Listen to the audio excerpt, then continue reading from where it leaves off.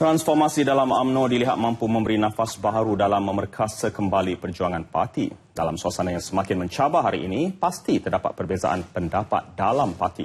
Meskipun begitu, UMNO Parti Keramat Orang Melayu tetap optimis bahawa segala rintangan serta permasalahan mampu ditangani jika ia didasari dengan semangat ketaatan dan kesetiaan. Ikuti sesi temu bual khas wartawan Syuhada Hashim bersama Naib Presiden UMNO yang merangkap timbalan Perdana Menteri Datuk Seri Dr. Ahmad Zahid Hamidi. Assalamualaikum dan salam satu Malaysia. Terima kasih kerana terus setia bersama dengan TV1. Seramai 3.4 juta ahli UMNO menantikan Perhimpunan Agung UMNO 2015 ataupun PAU 2015 pada kali ini untuk mengetahui hala tuju UMNO seterusnya.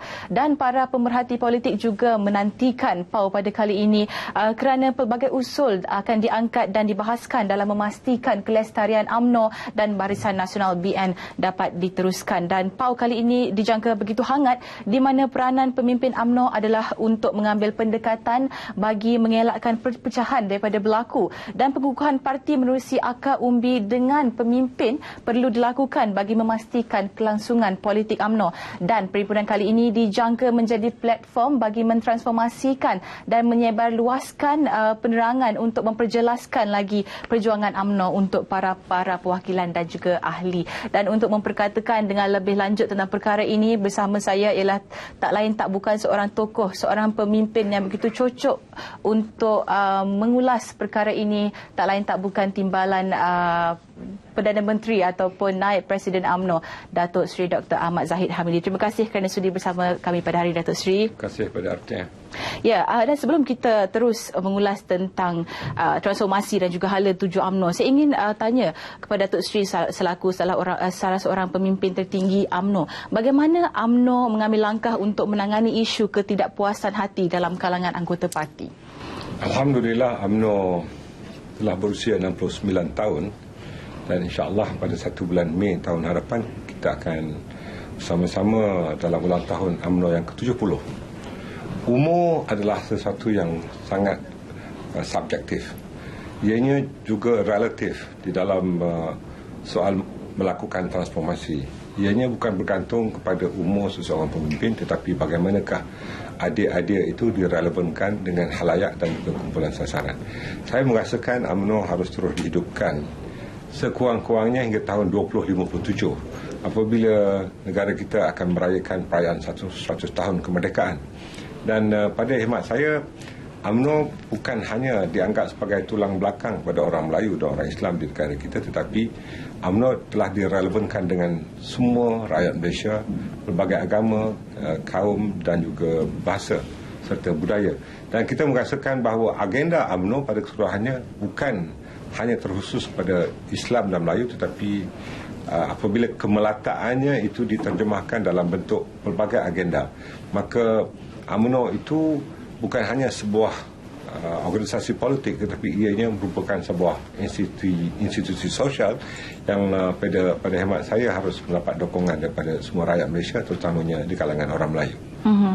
Jadi langkahnya untuk menangani isu ketidakpuasan anggota dalam parti ini, mungkin ada yang tidak puas hati dengan usul ini. Bagaimana UMNO secara pada khidmatnya untuk sebagai satu parti yang begitu matang untuk menangani ketidakpuasan hati ini bukan hanya berlaku di kalangan UMNO, ianya juga berlaku di banyak parti-parti politik yang lain di Malaysia dan di luar negara.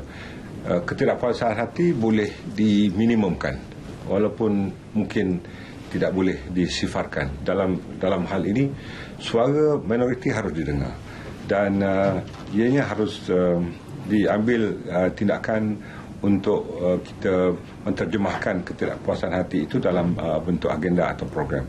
Tetapi kita jangan lupakan golongan majoriti yang memberikan dukungan kepada kepemimpinan UMNO, kerana tunjang kepada sesebuah organisasi itu ialah perpaduan dan kekukuhan bukan saja di kalangan kepemimpinan tetapi juga di kalangan kepengikutan. Kombinasi dan kesalingan antara pemimpin dan pengikut ini harus diperkasakan, dan pada khidmat saya elemen-elemen pengukuhan ini sedang berjalan walaupun memang ada di kalangan yang mengadakan persidangan di luar persidangan, dan kita anggap ini adalah permasalahan lazim yang akhirnya ianya akan tereda dengan sendirinya apabila parti itu diperkukuhkan dengan sepenuhnya.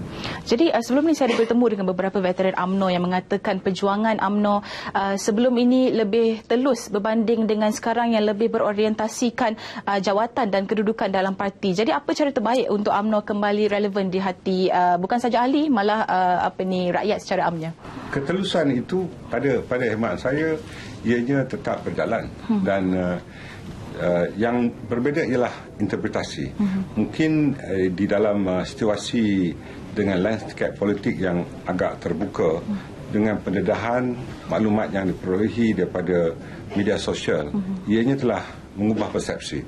Dan di dalam soal inilah kepimpinan harus mencari langkah yang boleh dilakukan bagi menyebar luaskan maklumat yang diperolehi melalui medium komunikasi yang berbeza sekarang ini.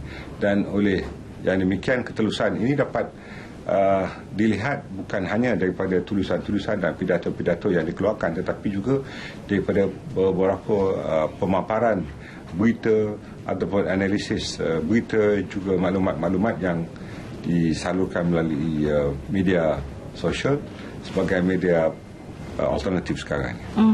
Jadi pada Perhimpunan Agung UMNO kali ini ada beberapa transformasi yang dilakukan. yang paling ketara ialah sayap yang dirasmikan oleh pemimpin mereka sendiri, dan juga pada kali ini ada disentuh tentang transformasi pembiayaan politik yang dijangka bakal dinaikkan dalam perbahasan pada kali ini. Jadi apakah jangkaan Datuk Seri tentang maklum balas daripada perwakilan, dan juga adakah transformasi UMNO tahun ini akan berjaya membawa nafas baru kepada parti? Resmian untuk saya tidak ada di dalam perlembagaan dan juga peraturan parti untuk diresmikan oleh tokoh yang di luar daripada saya. Ianya dijadikan sebagai satu convention apabila kepimpinan kira-kira 30 tahun yang lalu mengubah sistem peresmian sayap dilakukan oleh ketua sayap itu sendiri. Maka jika ada perubahan yang dilakukan untuk peresmian sayap, ianya tidak harus dianggap sebagai satu kelainan, dan ianya bukan merupakan suatu transformasi biasa, tetapi ianya dilakukan tentunya berdasarkan kepada iklim politik dalam UMNO itu yang telah berbeza. Dan mungkin apabila iklim itu suhunya menurun semula, konvensional yang dilakukan ini mungkin akan dikembalikan, insyaAllah. Dan sebelum kita berpisah, Datuk Seri, saya ingin bertanya, apakah agaknya cabaran yang paling sukar untuk UMNO hadapi menjelang PRU pada akan datang, dan juga apakah agaknya harapan Datuk Seri selaku pemimpinan tertinggi UMNO untuk menghadapi PRU yang akan datang? Pentingnya penyatuan, pertamanya di kalangan kepengikutan UMNO. Yang kedua, penyatuan di kalangan orang-orang Melayu dan Islam. Biarpun parti berbeza, ataupun jika mereka berada di middle ground, artinya orang yang tidak menyertai mana-mana parti. Kerana agenda Melayu, agenda Islam harus diberikan keutamaan tanpa mengenepikan terjemahan untuk membantu agama, bangsa dan bahasa serta budaya orang-orang lain. Sebab Sunnatullah telah menentukan bahawa Malaysia adalah sebuah negara bermasyarakat majmuk, dan kemajmukan ini harus dipertahankan, dan UMNO jangan harus hilang warnanya untuk membantu rakyat Malaysia keseluruhannya, walaupun mungkin dianggap taring tajam yang selama ini yang ada pada UMNO untuk hanya membantu orang Melayu itu tetap diwujudkan. Namun bagi saya, toleransi, keharmonian dan juga kebersamaan di kalangan rakyat Malaysia harus ditunjangi oleh UMNO sebagai parti yang menulang belakangi Barisan Nasional, sebuah kerajaan yang memerintah negara kita sekarang.